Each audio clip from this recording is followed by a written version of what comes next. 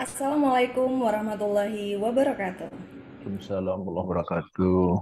Selamat sore dan selamat datang di Asogi seri ke-60. Apa saja kutanya Himpunan Onkologi Ginekologi Indonesia. Asogi merupakan webinar online series yang diselenggarakan oleh Hogi dan menjadi wadah diskusi seputar permasalahan dan kasus-kasus terkait onkologi dan ginekologi. Syukur Alhamdulillah, seperti hari Rabu minggu-minggu sebelumnya, saya Dr. Hoirunisa bisa kembali hadir lagi menemani Anda semuanya tentunya tetap bersama Asogi. Dan kami juga tidak lupa mengucapkan terima kasih untuk rekan sejawat dokter, SPOG, ginekolog onkologi, serta para guru besar yang telah meluangkan waktunya mengikuti seri Ashogi dari minggu ke minggunya secara konsisten. Dan pada sore hari ini, sama seperti seri sebelum-sebelumnya, selama 60 menit ke depan, kami akan menghadirkan diskusi interaktif yang santai bersama para narasumber yang tentunya sudah pakar di bidangnya. Dan untuk seluruh peserta yang hadir akan mendapatkan sertifikat ber-SKPID dan kehadiran akan tercatat secara otomatis melalui sistem Zoom. Dan kami harapkan kepada seluruh partisipan untuk dapat berpartisipasi aktif dengan mengajukan pertanyaan secara langsung kepada para narasumber dengan menekan tombol raise hand terlebih dahulu atau dapat menuliskan pertanyaannya di kolom Q&A yang telah kami sediakan. Dan seperti biasanya sebelum kita memasuki diskusi Asogi pada sore hari ini, izinkan saya memperkenalkan dua orang narasumber yang sudah berkenan hadir dan akan berbagi informasinya dan pengalamannya dengan kita. Yang pertama yaitu Dr. Riza Rifani, spesialis obstetri ginekologi, subspesialis onkologi. Beliau merupakan konsultan onkologi ginekologi dari Fakultas Kedokteran Universitas Sumatera Utara. Selamat sore, Dr. Riza. Selamat sore, Dr. Hairunisa. Sore, Dok. Dan narasumber kita yang kedua yaitu Dr. Subandi, spesialis obstetri ginekologi, subspesialis onkologi. Beliau adalah konsultan onkologi ginekologi dari Fakultas Kedokteran Universitas Brawijaya Malang. Selamat sore, Dr. Subandi. Sore, Dr. Koirunisa. Dan diskusi kita sore hari ini akan dipandu oleh moderator kita yaitu Dr. Dery Edianto, MKOG, spesialis obstetri ginekologi, subspesialis onkologi.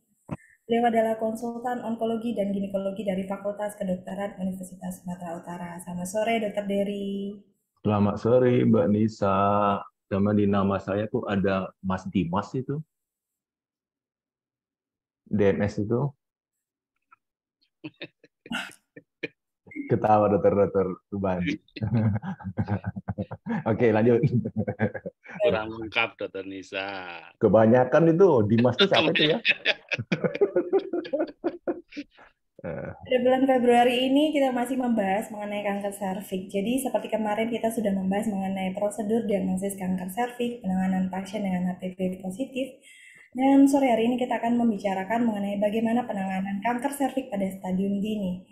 Namun sebelum kita memulai acara diskusi, kita akan mengundang terlebih dahulu Sekjen Hoki untuk memberikan sambutan sekaligus membuka acara Asogi kepada Dr. Tovan Widiautami, spesialis obstetri ginekologi, subspesialis onkologi. Kami persilahkan.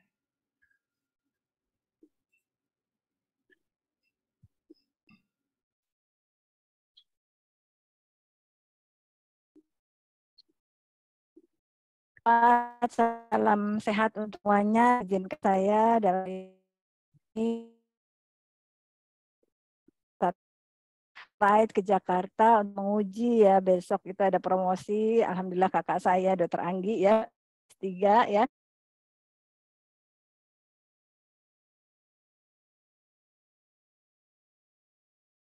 Bersyukur kepada Allah Subhanahu wa taala atas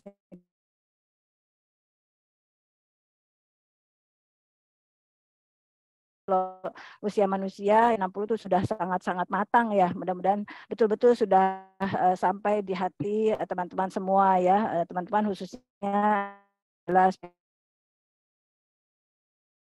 jadi Dr. Dery saya lapor juga dengan Dr. Bandi, Dr. Riza untuk ke-60 sore hari ini sudah terdapat 16 registran, luar biasa ya. Yang tentunya merupakan suatu hal yang membanggakan bagi Hogi.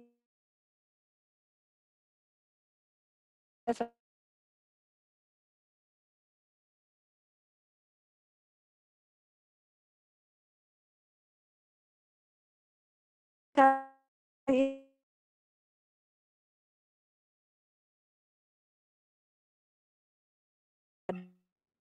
Dr. Tovan. Suaranya hilang ya?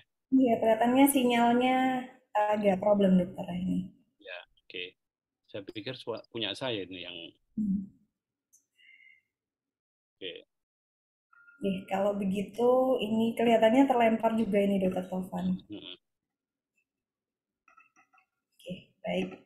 Kalau begitu saya langsung lanjut saja ya dok, karena terbatasnya waktu kita akan segera memasuki diskusi ASOGI yang langsung dipandu oleh moderator kita kepada Dr. Dery Adianto, MKTOG Spesialis Obstetrik Ginekologi Subspesialis Onkologi. Kami persilahkan. Terima kasih, Dr. Hairunisa. Assalamualaikum warahmatullahi wabarakatuh. Waalaikumsalam. Waalaikumsalam warahmatullahi wabarakatuh. Selamat sore. Terima kasih telah kehadiran narasumber kita. Ya, kita pahami Dr. Riza tadi seperti tadi disampaikan oleh Ibu Dr. Hairunisa.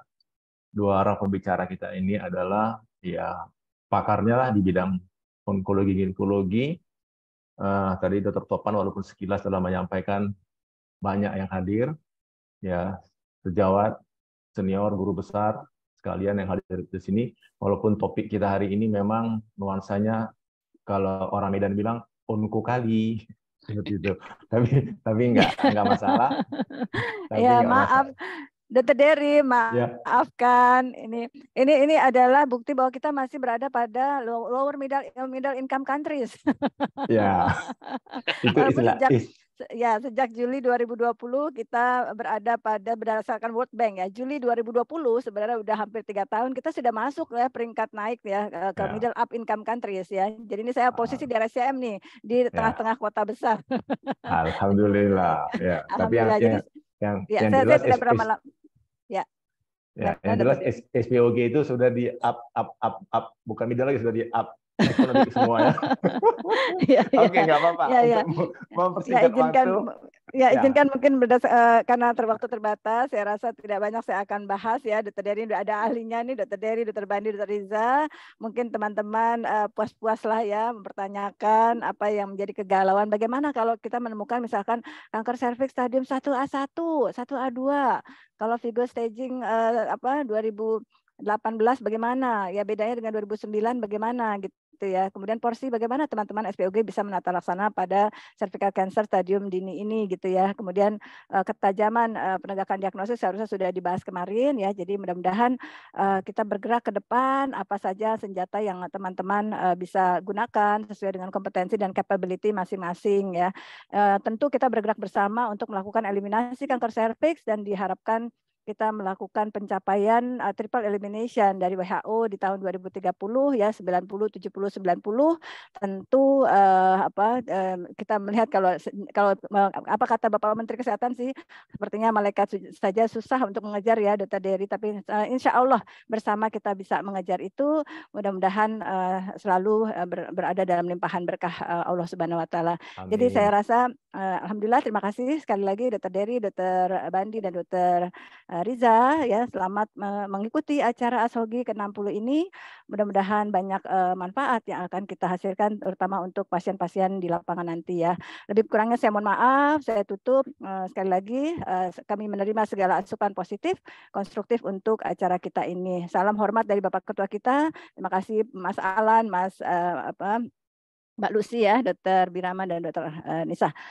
Begitu saja, terima kasih. Wassalamualaikum warahmatullahi wabarakatuh. Mohon maaf ya. Saya kembalikan ke Dr. Nisa. Waalaikumsalam warahmatullahi wabarakatuh. Ya, langsung aja ya, Dr. Nisa ya. Tadi rupanya tersambung lagi Dr. Topannya. Nah, dari dua orang narasumber kita, apakah ada yang mau di-share apa namanya itu? Slide yang akan disampaikan. Oke, izin saya dok. Nah, silakan Dr. Bandi. Ya.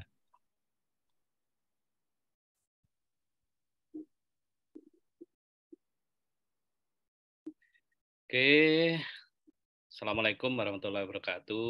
Waalaikumsalam. Yang kami hormati Profesor, guru-guru kami, senior dan teman sejawat sekalian. Terima kasih atas kesempatan yang diberikan kepada saya untuk belajar bareng ini tentang manajemen kanker serviks pada stadium dini. Yang kita sebut sebagai stadium dini ini adalah kanker serviks yang terbatas pada uterus ya dan serviks. Kemudian terapi utama pada pasien-pasien dengan kanker serviks stadium awal itu meliputi hysterektomi, apakah ekstravasial, modified radikal atau radikal hysterektomi, kemudian fertility sparing surgery, bisa konisasi, bisa tracherektomi, atau dilakukan langsung radiasi baik dengan atau tanpa kemoterapi. Kemudian apa sih yang kita sebut sebagai kanker serviks stadium dini? Berdasarkan Vigo tahun 2018 disebutkan adalah stadium 1A, termasuk 1A1, 1A2, 1B1, dan 1B2. Kemudian diagnosis dan staging untuk menentukan stadium pada beberapa negara memang agak berbeda. Seperti yang disampaikan kalau pada negara berkembang atau negara miskin itu masih menggunakan pemeriksaan klinik dan berdasarkan pemeriksaan fisik, kemudian beberapa pemeriksaan endoskopik diagnostik yang dilakukan. Sedangkan pada negara-negara maju sudah menggunakan imaging, apakah CT scan, apakah MRI, atau PET-CT, dengan ditambah pemeriksaan patologi. Terapi utama memang surgery pada stadium awal ini lebih disarankan daripada radiasi. Berbagai tipe surgery-nya bisa konisasi, ekstravasial, modified radikal atau radikal hysterektomi, tergantung dari stadium dari penyakit. Kemudian kenapa lebih disukai surgery? Karena radiasi atau kemoradiasi juga akan berpengaruh pada pasien karena menurunkan kualitas hidup, termasuk insiden tingginya bowel dysfunction, kemudian inkontinensia urin, sexual dysfunction, atau pelvic pain. Juga tidak kalah penting adalah terjadinya ovarian failure. Kemudian kalau kita sudah menentukan stadium secara klinis, baik apakah dari excisional biopsi atau pemeriksaan fisik dan imaging, maka kita dapat masukkan ke dalam apakah termasuk 1A1, 1A2, atau 1B1, dan 1B2. Begitu kita temukan 1A1, maka kita nilai apakah ada LVSI atau tidak. Kalau memang tidak ada LVSI, maka kita tentukan marginnya positif atau tidak. Kalau negatif, maka tidak ada terapi lanjutan. Tapi jika positif, maka kita dapat lakukan konisasi ulang atau simple hysterektomi. Kemudian kalau 1A1 dengan LVSI yang positif, itu sama dengan 1A2, yaitu langsung modified radical hysterektomi dengan limfadenektomi. Kemudian untuk 1B1 dan 1B2 kita lakukan radikal hysterektomi dengan limfadenektomi.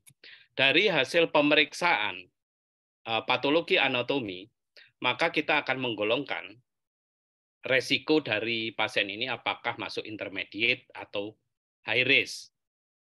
Kalau intermediate dan high risk masuk, maka kita lanjutkan dengan kemoradiasi. Tapi kalau tidak masuk intermediate maupun high risk, maka tidak ada terapi lanjutan. Kemudian beberapa pasien itu menghendaki preserve fertility-nya. Kandidat-kandidat yang memenuhi syarat pada stadium awal ini adalah pada pasien-pasien yang memiliki resiko rendah untuk terjadinya rekurensi, seperti lesi yang kecil di bawah 2 cm, kemudian tidak memiliki gambaran metastase pada lymph node-nya. Kemudian pilihan pembedahan itu termasuk konisasi atau tracherektomi. Jadi kalau menurut bagian dari ESMO dan ESCO, jika memang menginginkan fertility, maka kita tentukan dulu tipe PA-nya, apakah squamous cell carcinoma atau adenokarsinoma. Kalau tidak termasuk dua ini, maka fertility sparing treatment tidak direkomendasikan. Tapi apabila masuk apakah squamous atau adenokarsinoma atau gabungan adenosquamous, maka kita tentukan besarnya tumor. Besarnya tumor di bawah 2 cm atau tidak. Jika lebih besar dari 2 cm, maka FST tidak direkomendasikan. Jika kurang dari 2 cm, maka kita lakukan mapping pada lymph node-nya secara radiologis, apakah ada kecurigaan metastase ke lymph node atau tidak. Jika ada kecurigaan, maka FST juga tidak direkomendasikan. Kemudian, jika negatif, maka menjadi masuk kandidat untuk dilakukan FST. Kemudian, jika lymph node intraoperative staging positif, maka FST juga kita lakukan abandon, kemudian kita lakukan inframesenteric para-aortic lymph node. Kemudian dilanjutkan dengan kemoradiasi. Jika lymph node intraoperative staging-nya negatif, maka tujuan jika kita dapatkan negatif ini, tujuan dari FST adalah kita pastikan bahwa reseksi dari tumor invasif itu mendapatkan adequate margin dan dapat preservasi bagian atas dari serviks. Kita tentukan apakah dia masuk stadium 1A1, 1A2, atau masuk stadium 1B1 dengan masa kurang dari 2 cm. Kalau masa kurang dari 2 cm masuk stadium 1B1, dilakukan radikal tracheektomi tipe B, kemudian PLND dan permanen sirkulase. Kemudian kalau masuk stadium 1A1 dan stadium 1A2, kita tentukan ada LVSI atau tidak. Kalau LVSI negatif, kita lakukan konisasi atau simple tracheektomi. Sedangkan LVSI positif, kita lakukan radikal tracheektomi tipe A. Tapi ada juga yang masih melakukan konisasi atau triple atau simple tracheektomi. Ini gambaran yang bisa kita lakukan pada fertility preserving surgery, yaitu kalau yang A ini adalah konisasi, kemudian B1 ini simple tracheektomi, B2 ini vaginal radikal tracheektomi, yang D ini adalah abdominal radikal tracheektomi. Ada beberapa pasien yang stadium awal ini tidak dapat dilakukan tindakan pembedahan dengan medical comorbidity atau fungsional status yang jelek. Maka pilihannya adalah apakah menerima langsung primary radioterapi atau kemoradiasi. Adjuvan terapi pada kanker serviks stadium awal itu berdasarkan hasil pembedahan, kita golongkan apakah masuk pada intermediate risk atau high risk. Kalau intermediate risk berdasarkan setlist kriteria, ini ada 4 kriteria, yaitu LVSI positif dengan invasi sampai sepertiga dalam dan dengan tumor berbagai ukuran, kemudian LVSI positif dengan invasi sampai setengah dari stroma dan tumor lebih dari 2 cm, kemudian LVSI positif pada sepertiga luar invasi stroma dan tumor size-nya lebih dari 5 cm. Kalau LVSI negatif, tapi invasi stroma sampai setengah atau sepertiga dalam dengan tumor size-nya lebih dari 4 cm. Kalau high risk, jadi yang masuk high risk berdasarkan Peter kriteria, apakah ada positif surgical margin, kemudian pelvic node positif atau tidak, kemudian keterlibatan parametrium. Saya kira itu, Dok, dari yang bisa saya sampaikan. Terima kasih. Oke, terima kasih banyak Dr. Subandi. Jadi sudah ada pencerahan, terutama untuk sejawat yang non-onkologi itu memang ada informasi yang nice to know. nanti bisa kita lanjutkanlah dengan diskusi untuk memperdalam apa yang ingin diharapkan oleh teman-teman sejawat ISPUG. Bagaimana, Dr. Riza? Ada yang mau di-share? Iya dok, boleh izin dok? Yuk, silakan. Ya, terima kasih dokter. Sebelumnya terima kasih banyak atas undangan untuk acara ASHOGI ini kepada Ketua HOGI, Dr. Brahmana Askandar, kepada Sekjen HOGI, Dr. Tovan Widya Utami, para guru senior sejawat sekalian, moderator acara ini Dr. Dery Edianto dan narasumber yang lain Dr. Subandi. Izinkan saya share materi.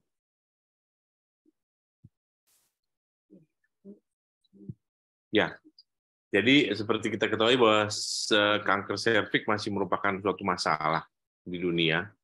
Kasus yang baru itu per tahunnya 600-an ribu, kemudian penyebab kematian sekitar 340.000. Disebabkan karena adanya persisten infeksi HPV yang 80% disebabkan karena HPV 16 dan 18. Ini ada staging Vigo, maaf. Ini staging Vigo 2019 sebenarnya, yang 2018 yang terbaru. Jadi staging Vigo ini bedanya dengan 2009 kalau misalnya maaf dok. Maaf ini salah saya ini menampilkan. Staging Vigo yang terbaru 2018 itu untuk 1B itu dibagi lagi 1B, 1, 2 dan 3. Kemudian stadium 3 itu ada stadium 3, 3C, 3C1 dan 2 itu melihat adanya keterlibatan kelenjar getah bening baik di para aorta maupun di pelvic. Jadi itu penilaian bisa berdasarkan hasil operasi maupun berdasarkan dari imaging. Manajemen untuk early stage atau stadium dini pada kanker serviks yaitu optionnya adalah operasi maupun radioterapi. Nah, manajemen dari cervical cancer itu sendiri tergantung dari usia pasien, stadium dari penyakitnya, apakah perlu fertilitas preservasi, kemudian adanya komorbiditas, dan ketersediaan atau akses terhadap pilihan-pilihan pengobatan. Nah, manajemen operasi dia visible pada early stage itu stadium 1A sampai 1B1 dan 2A, di mana vaginal involvement itu kurang atau sama dengan 2 cm. Namun radioterapi juga mempunyai pengaruh yang efektif juga pada stadium awal. Keuntungan dari operasi itu kita dapat preservasi fungsi dari ovarium, kemudian lebih baik preservasi dari fungsi seksual, kemudian kita dapat mengakses atau melihat adanya bagaimana keterlibatan KGB secara lebih akurat dengan mengambil KGB atau dengan tindakan limfadenektomi, kemudian mencegah terjadinya morbiditas radioterapi kalau misalnya memang dia dapat kita ambil secara seluruh, tidak ada semuanya bebas tumor. Tapi kelemahannya adalah morbiditas dari surgical, yaitu bleeding, ada trauma, kemudian kemungkinan adanya disfungsi dari kandung kencing setelah operasi. Sedangkan keuntungan dari radioterapi itu morbiditas dari surgery dapat dihilangkan. Manajemennya, jadi stadium 1A1 dan 1A2, yang ini biasanya diagnosisnya didapat dari hasil konisasi. Bila ada LVSI negatif, free margin, kita tinggal observe saja. Ya. Kemudian kalau marginnya positif berarti masih ada massa tumor di batas sayatan, dia harus di-repeat konisasi atau simple hysterectomy bagi yang tidak perlu preservasi uterus. Kemudian kalau yang LVSI positif stadium 1A1 dapat dilakukan simple hysterectomy. Kemudian ini simple hysterectomy kalau misalnya dia memang tidak perlu fungsi reproduksi. Namun kalau masih perlu fungsi reproduksi dapat dilakukan dengan tracheektomi. Sedangkan pada stadium 1A2 radikal histerektomi atau radikal tracheektomi tambah limfadenektomi. Bila ternyata nanti hasil limfadenektomi nodusnya positif, dilanjutkan dengan adjuvan radioterapi, not negatif, follow up saja.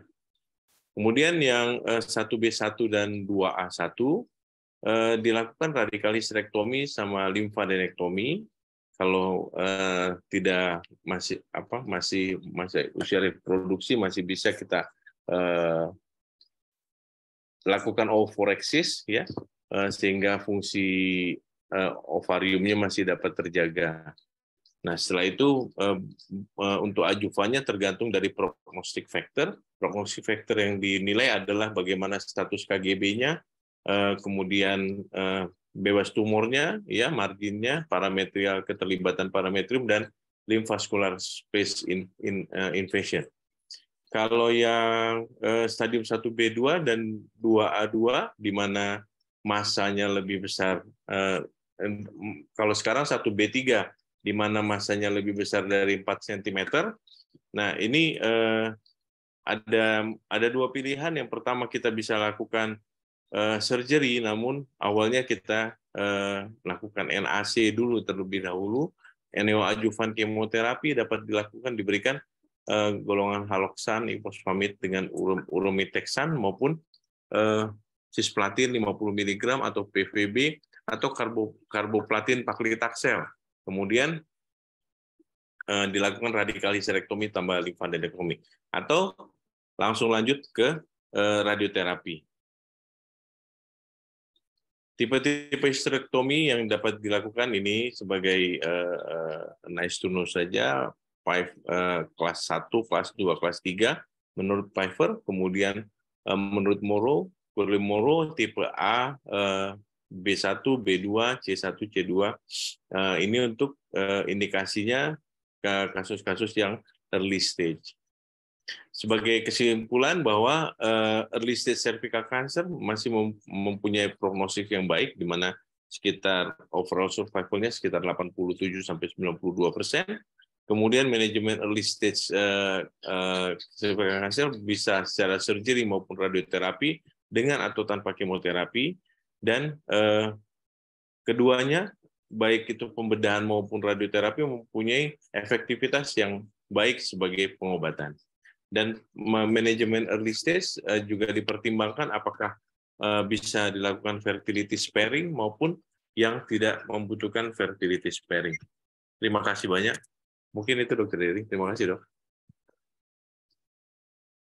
Nah, terima kasih banyak Dr. Riza. Ini sudah ada ini. Tanya teman-teman kita sudah menarik. Berarti walaupun kita bercerita yang tadi saya salah predik tuh, saya katakan ini onko kali, rupanya teman-teman yang onkologi responnya luar biasa bagus. Ya, jadi memang kita sadari apa yang disampaikan oleh Dr. Topan tadi, kalau kita harus mendukung tuh akselerasi eliminasi kanker serviks.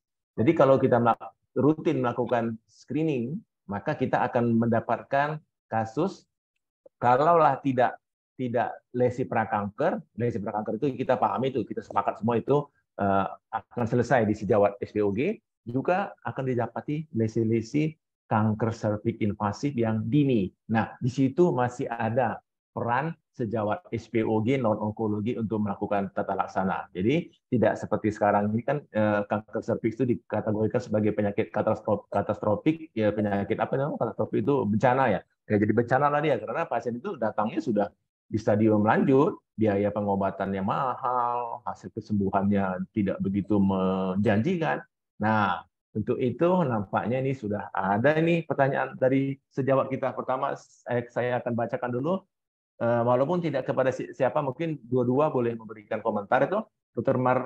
Marba Niati itu. Nah, kan sekarang kita cerita tentang pencegahan kanker serviks. Jadi beliau menanyakan itu, selain dari mencegah, upaya apa yang dapat dilakukan mencegah kanker serviks selain dari screening, vaksinasi, IVA atau mencegah ganti-ganti pasangan, upaya apa lagi yang bisa dilakukan untuk mencegah kanker serviks? Silakan sejawat Dr. Riza atau Dr. Pandi memberikan komentar untuk pertanyaan dari sejawat Marbaniati.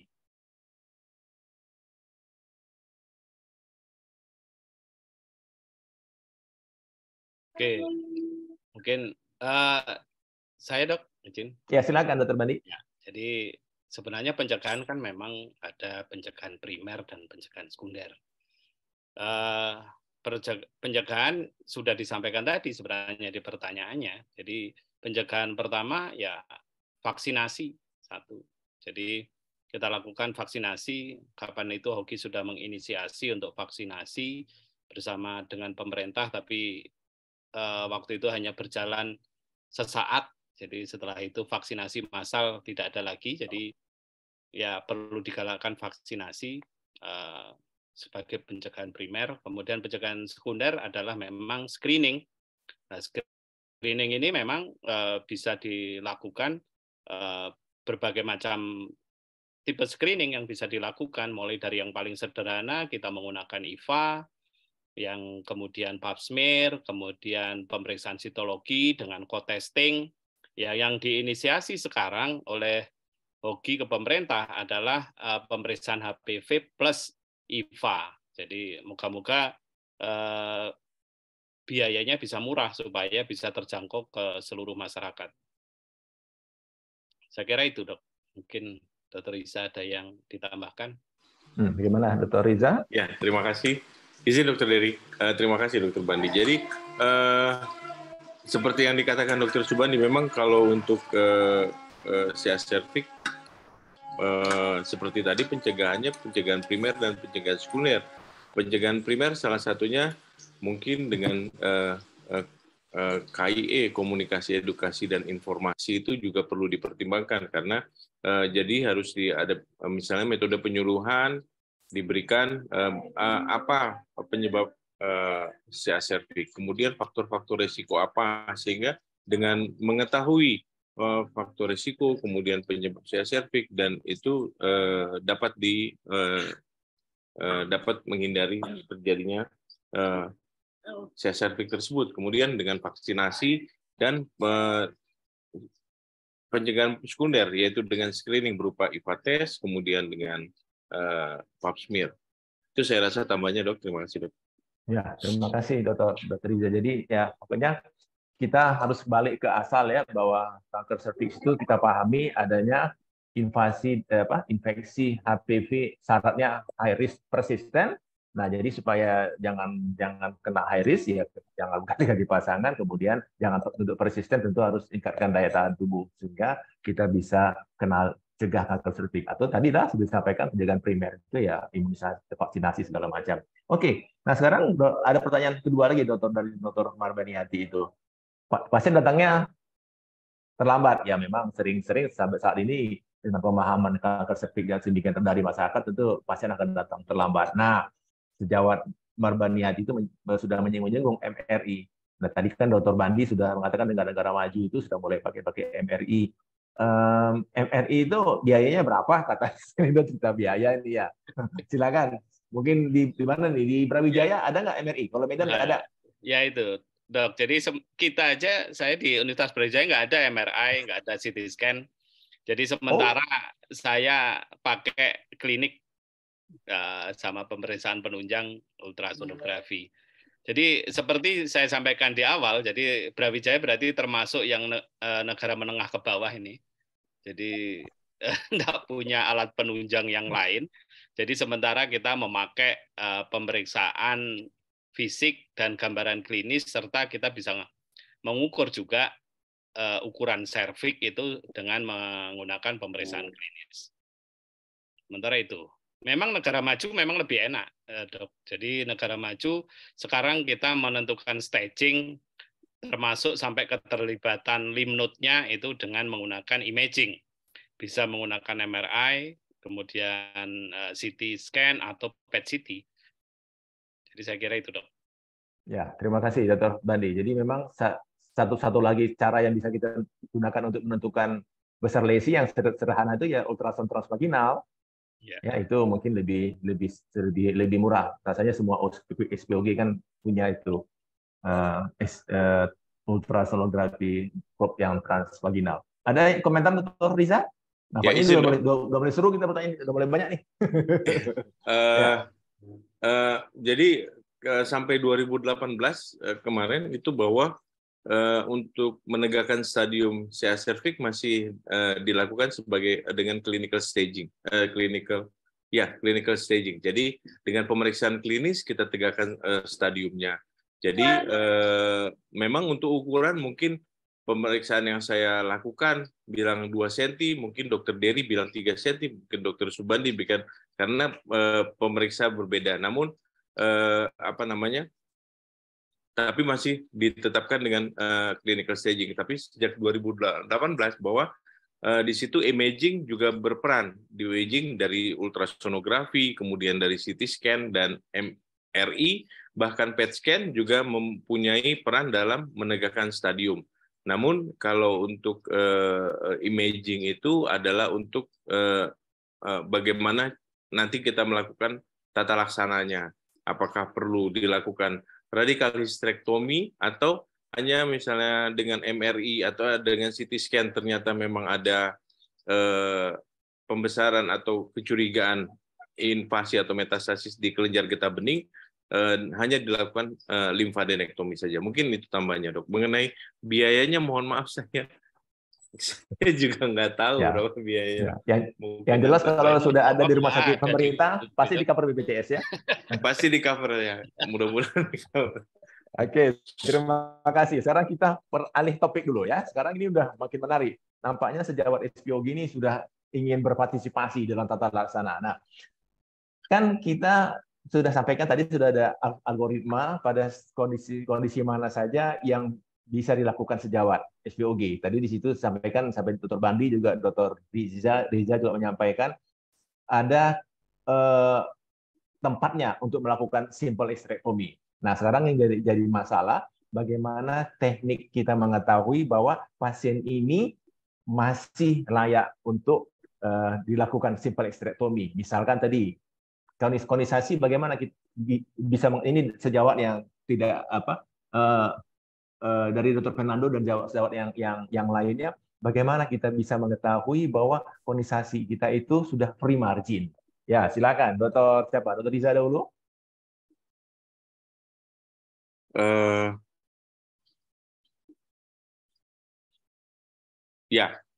Jadi terima kasih, Dok. Jadi untuk stadium 1A1 itu didapat dari hasil pemeriksaan dari tindakan konisasi. Kemudian nanti dilihat apakah dia free margin apa tidak. Kalau misalnya free margin, itu tidak perlu dilakukan tindakan karena sudah dianggap sebagai sudah cukup tindakannya. Namun kalau misalnya untuk jika ternyata masih belum bebas tumor atau masih positif tumor di batas sayatannya, pilihannya dapat dilakukan repeat konisasi atau dilakukan trakelektomi. Ya, kalau misalnya memang dia tidak perlu fungsi reproduksi, dapat dilakukan simple hysterectomy, Dok. Kalau misalnya untuk yang free margin. Itu saya rasa, Dok. Ya, terima kasih Dr. Riza. Dr. Bandi, ada trik bagaimana kita mengetahui bahwa ini sudah free margin untuk konisasi? Kalau konisasi free margin atau tidak, itu tergantung dari spesimen PA, Dok. Jadi spesimen PA-nya kan akan menentukan jarak dari tepi sayatan kita. Kalau dari dokter PA biasanya tergantung permintaan kita sebenarnya. Kalau misalkan pada saat spesimen kita kirim, kita akan memberikan note khusus. Apakah batas jarak dari lesi berapa senti? Apakah bebas dari infiltrasi atau invasi sel CA-nya? Di situ biasanya akan dijawab oleh PA-nya sampai batasnya berapa senti, batasnya bersih atau tidak. Biasanya dari situ, Dok. Ya, mungkin bukan senti, Dr. Bandi ya, milimeter barangkali ya? Ya, milimeter, Dok. Maksudnya berapa mili? Ya, milimeter ya. Targetnya memang 5 mili bebasnya. Iya, 5 mili betul. Ya, jadi demikian sejawat kita. Jadi yang menentukan free margin dari konisasi kita tentu kita informasikan kepada ahli PA. Memang di sampel makros itu kita harus berikan informasi yang jelas di mana yang jam 12 kita berikan tanda. Kemudian kalau teknologinya mereka tuh bisa warnai bagian luarnya itu sehingga pasti di mana tepi sayatan. Nah, itu akan menjadi lebih sederhana kalau kita melakukan konisasi yang cold knife. Ya, bagaimana kalau kita melakukan konisasi yang dengan elektrik? Bagaimana kita menentukan free margin-nya? Kalau kiranya dia abu-abu, apa yang harus kita lakukan? Kan kalau dengan cold knife kan jelas itu tepi sayatannya masih bisa dikenali jaringannya, tapi kalau kita menggunakan elektrik kan akan dijumpai sel-sel yang kematiannya dengan terbakar kan? Nah, itu bagaimana kita menentukan bahwa ini free margin atau tidak? Kalau abu-abu apa yang harus kita lakukan?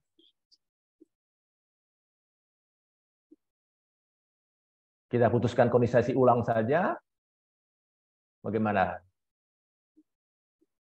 Kalau masih nggak yakin dok, dia kurang dari 5 mili, mungkin disarankan untuk dilakukan histerektomi, simple histerektomi, dokter. Ya, dokter Bandi ada komen? Mohon maaf, tadi saya agak tidak bisa mendengar yang dijelaskan Dokter Dery. Ya. Mungkin kalau batasnya mepet atau batasnya tidak bisa dikenali karena kerusakan akibat kauterisasi dari konisasi kita, ya kita bisa lakukan pengulangan konisasi, itu bisa dikerjakan. Atau pilihannya tadi kalau memang tidak memerlukan uterus lagi, ya kita lakukan simple hysterectomy. Ya, oke, terima kasih. Jadi ya sejawat sudah bisa jelas ya menentukan batas sayatan itu akan lebih sederhana kalau kita melakukan konisasi yang cold knife. Walaupun itu secara teknis mungkin agak rumit-rumit dikit, agak berdarah, tapi nggak masalah. Dengan elektrik itu akan lebih sederhana, tapi kita harus sadari kalau tepi sayatan itu akan berpotensi abu-abu karena ada saja daerah yang terbakar selnya karena elektrik. Nah, kemudian ada juga yang menarik juga nih tentang tadi sudah disinggung-singgung, kita sudah menyinggung-nyinggung nih tentang preservasi. Nah, bagaimana tuh kalau orang yang masih muda, bagaimana ovariumnya? Ini satu pertanyaan yang menarik dari sejawat kita. Bagaimana dengan fungsi ovarium pada pasien-pasien kanker serviks? Apakah ada kemungkinan metastasis ke ovarium? Silakan dijawab. Ini pertanyaan menarik juga nih. Pada stadium awal itu metastase ke ovarium termasuk kecil, squamous lebih kecil dibandingkan dengan adenokarsinoma. Pada stadium awal dengan lesi yang kurang dari 1 cm itu metastasenya di bawah 1%, berdasarkan meta-analisis yang ada. Sehingga pada stadium awal kita masih ada tempat kita lakukan transposisi ovarium. Saya kira itu, dok. Ya, terima kasih. Jadi seperti ya, Dr. Riza mau menambahkan? Ya, terima kasih dok. Jadi memang kalau seperti Dr. Subandi katakan tadi bahwa metastasis ke ovarium dari CA cervix memang sangat jarang, kecil presentasinya. Jadi kalau misalnya pun dilakukan radikal histerektomi pada stadium awal pada pasien-pasien dengan yang umur di bawah 40 tahun masih dapat dilakukan transposisi atau ovareksis jauh dari lapangan radiasi jika nanti memang akhirnya setelah operasi diperlukan radiasi, dokter. Terima kasih, dok. Ya, terima kasih, Dr. Riza. Jadi perlu kita tekankan kepada sejawat SPOG bahwa kemungkinan metastasis cervical cancer ke ovarium itu sangat kecil, sehingga tata laksana operatif pada kanker serviks itu kita meninggalkan ovarium ya, ovarium ditinggalkan. Kita hanya fokus untuk uterus saja. Malah kalau yang lesinya sampai di bawah 2 cm itu bisa dilakukan radikal trachelectomy itu, ya artinya hanya serviks saja diangkat, disambung lagi uterusnya ke vagina, sirkulase, silakan hamil. Seperti itu.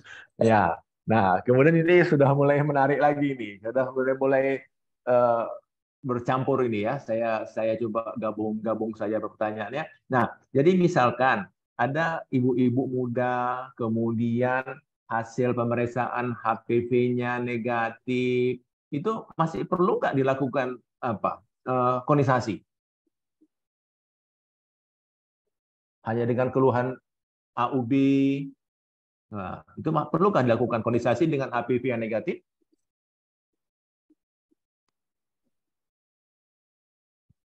Maaf dok, bagaimana dok pertanyaannya dok? Jadi di sini saya gabung dari beberapa pertanyaan. Jadi kan di sini ada sejawat yang menanyakan semuanya bercerita tentang kasus-kasus yang HPV-nya negatif, tetapi ada perdarahan. Apakah pada mereka ini perlu dilakukan kondisasi?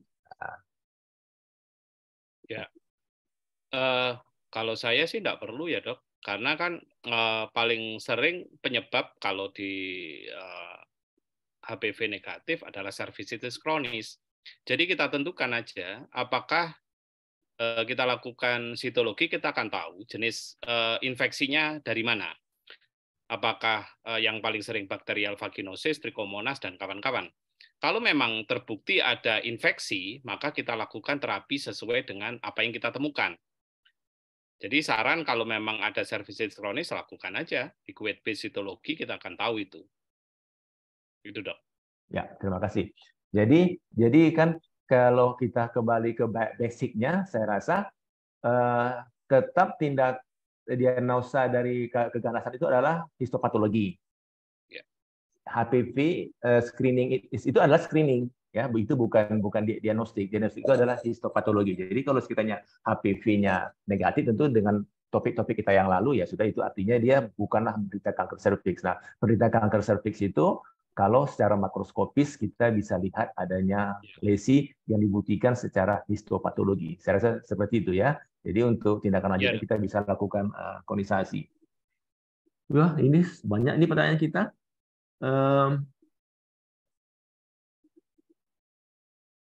Ada yang menarik ini, kapan dikatakan dari Dr. Ahmad Rodlini, kapan dikatakan gagal terapi pada kanker serviks dan apa tindakan selanjutnya? Kan kanker serviks itu pengobatan ini kan tidak semuanya bisa berhasil. Nah, kalau kapan kita bilang dia itu gagal? Batasan definisi kita gagal terapi itu apa? Silakan Dr. Riza atau Dr. Bandi.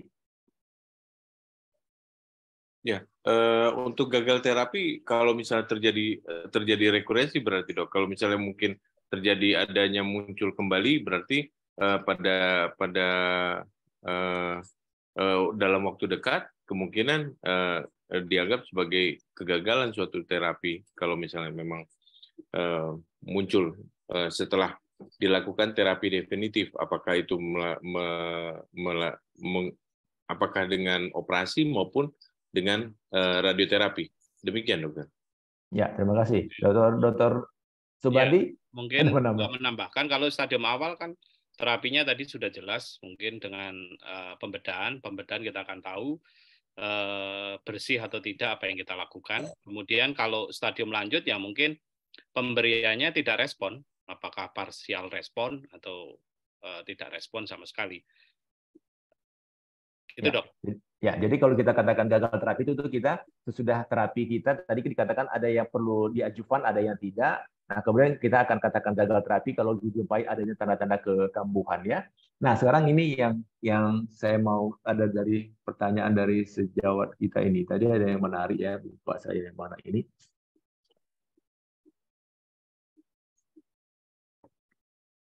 Dukungan psikologis dan nutrisi untuk pasien yang akan menjalani operasi kanker serviks, itu adakah hal yang istimewa dibandingkan dengan operasi-operasi yang lain?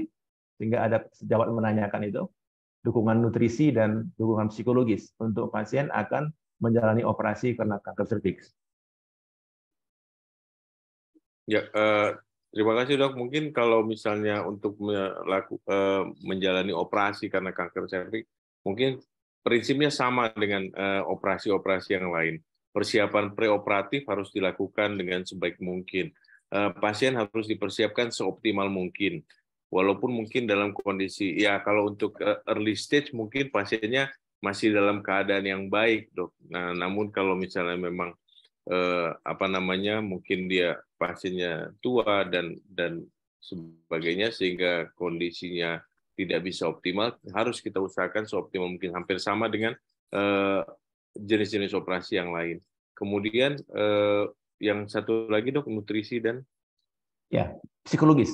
Psikologis. Kalau psikologis mungkin memang diperlukan karena ada juga pasien yang menganggap bahwa dia sudah menderita kanker, pasti dia psikologisnya akan secara psikologis akan lebih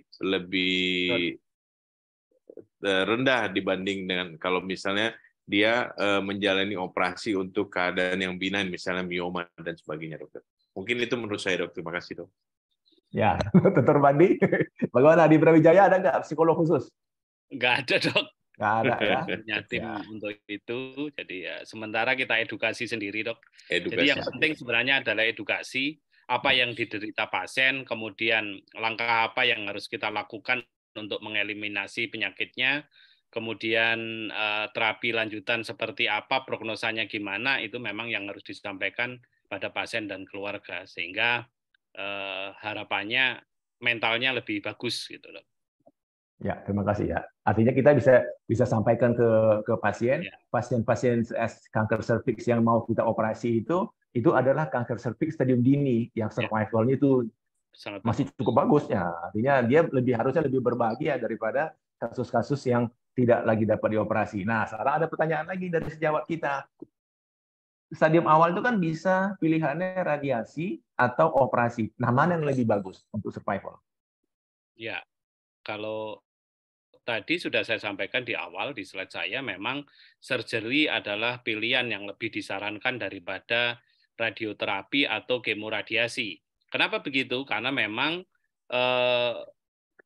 banyak ketidakuntungan dari radioterapi yang bisa memberikan dampak tidak menyenangkan pada pasien, termasuk gangguan pada usus, kemudian gangguan pada seksual, kemudian pelvic pain, kemudian terjadi ovarian failure, itu yang sering terjadi pada radioterapi.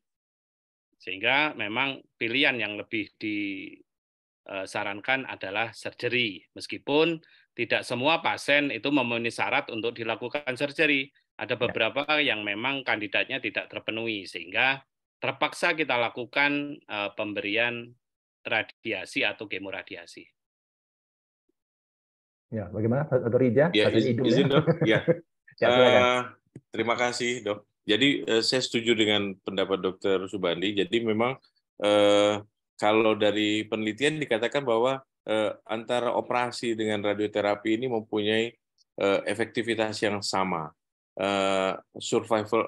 Overall survival-nya sama antara 85 sampai 92% pada early stage. Namun pilihan yang utama pada early stage memang operasi, mengingat untuk mempertahankan dari quality of life dari pasien tersebut. Jadi kalau misalnya kita tergantung pilihannya, apakah kita mau radiasi atau mau dilakukan surgery, itu kalau pasiennya masih muda, kemudian masih tidak ada komorbiditas, kemudian pasiennya itu masih membutuhkan fungsi hormonal maupun fungsi seksualnya dengan baik, mungkin opsi yang terbaik adalah operasi. Namun kalau misalnya pasiennya sudah cukup berumur, di mana fungsi hormonal dan seksualnya tidak dipertimbangkan dan juga komorbid, ya mungkin pilihannya radioterapi, dokter. Ya, terima kasih. Jadi kita sepakati untuk survival kanker serviks, apakah pilihan radiasi atau operasi itu sama. Hanya persoalan di masalah side effect tindakan ya. Kalau side effect tindakan dari radiasi itu biasanya sulit diperbaiki. Kita harus sadari bahwa radiasi itu adalah bahan karsinogenik, sehingga dia tidak aneh kalau pasien yang diradiasi sekarang nanti 10 tahun yang akan datang timbul kanker vagina, itu bisa saja efek radiasi. Sementara kalau operasi kan tentu side effect-nya kita bisa repair-nya, ada cedera usus, cedera lain kita bisa perbaiki. Nah, ini waktu kita sudah mepet, nggak apa-apa, saya bisa kasih kesempatan satu pertanyaan aja. sesudah dioperasi, sesudah dikonisasi, apa yang harus dilakukan follow up-nya? Bagaimana schedule follow up? Ini yang menarik dari sejawat kita. Siapa tahu di stadium-stadium awal, apalagi misalnya konisasi, apakah histerektomi, apa yang harus dilakukan dalam follow up dan bagaimana schedule-nya? Ya, terima kasih dok. Kalau misalnya untuk follow up berikutnya setelah dilakukan konisasi maupun dilakukan histerektomi, follow up dilakukan setiap bulan untuk melihat bagaimana apakah ada kemungkinan hasil operasinya, ya, bagaimana efek hasil operasi. Kemudian dapat dilakukan pemeriksaan pap smear pada follow up-nya untuk melihat kemungkinan adanya kemungkinan rekuren, dok. Ya, silakan. Dr. Bandi, ada sedikit tambahan? Ya, jadi follow up bisa kita lakukan pap smear secara berkala untuk mencari apakah ada kekambuhan atau tidak. Ya. Oke, jadi tetap seperti biasa ya, apapun lah namanya, tentu kita akan melakukan follow up dengan seperti kasus seperti biasa lah. Yang awal kita akan lakukan screening, bukan screening lah ya pemeriksaan seperti sitologik ya, kemudian dengan pemeriksaan fisik. Saya rasa, maaf sejawat sekalian, ini pertanyaan makin bertubi-tubi. Karena waktu kita nanti kita dimarahin sama Dr. Harinisa ini. Waktunya sudah hampir habis ya Dr. Harinisa ya. Sudah tinggal 2 menit lagi. Mungkin saya bisa akhiri acara kita yang sangat menarik ini. Lain kali kalau bikin waktu fleksibel, kalau pertanyaannya banyak bisa molor sedikit, ketambah sedikit. Ya, terima kasih banyak kepada 2 narasumber kita dan juga kepada sejawat, guru besar, profesor, sejawat sekalian yang aktif dalam acara webinar kita sekali ini. Sebelum saya mengakhiri, karena ada Dr. Tovan, tentu biasanya dia minta sama saya oleh-oleh, saya berikan satu oleh-oleh, sepotong pantun, indah warnanya si rama-rama, hingga di atas dahanku ini. Marilah kita berdoa bersama-sama agar kanker serviks itu didiagnosa di stadium dini. Jadi hasilnya bagus. Terima kasih. Terima kasih dokter semuanya. Saya kembalikan dokter. Terima kasih banyak dokter Deri. Terima kasih dokter Subandi. Terima kasih. Dokter Deri. Terima kasih banyak semua. Baik, terima kasih dokter Tovan. Terima kasih dokter Deri. Pantunnya luar biasa ya. Presentasi para narasumber kita sudah lengkap sekali dan antusiasme para partisipannya ini luar biasa, mencapai 335 ini dari pantauan. Dan memang pertanyaan yang masuk sangat banyak sekali, sedangkan kita hanya terbatas waktunya 60 menit, sehingga mohon maaf bila tidak semua pertanyaan bisa terjawab. Baik, pada prinsipnya pilihan utama untuk treatment kanker serviks pada early stage adalah operasi, dan untuk tindakan yang bisa dilakukan oleh SPOG umum yaitu konisasi dan simple histerektomi terutama pada stadium 1A1. Terima kasih banyak kami ucapkan kepada para narasumber dan juga moderator Dr. Riza, Dr. Subandi, dan Dr. Deri, juga Dr. Tovan. Dengan berakhirnya diskusi kita pada sore hari ini, sampailah kita di akhir acara. Semoga diskusi ini membawa banyak manfaat bagi kita. Kami ucapkan terima kasih banyak atas perhatian seluruh partisipan dan mohon maaf bila terdapat hal yang kurang berkenan selama acara berlangsung. Jangan lupa untuk kembali mengikuti seri ASHOGI ke-61 pada tanggal 22 Februari 2023 pukul 15.30 waktu Indonesia bagian Barat dengan tema penanganan kanker serviks recurrent. Sampai jumpa di ASHOGI seri berikutnya. Kami undur diri. Wassalamualaikum warahmatullahi wabarakatuh. Waalaikumsalam warahmatullahi wabarakatuh. Izin lift ya. Terima kasih dok. Ya, terima kasih. Dokter Deri Sehat dokter. Ya, luar biasa pantunnya. Lift ya. Mau asar kami. Buat satu pantun aja susah banget. Terima kasih sekali lagi Dokter Deri, Dokter Bandi, Dokter Riza. Terima kasih dokter Tovan. Sehat.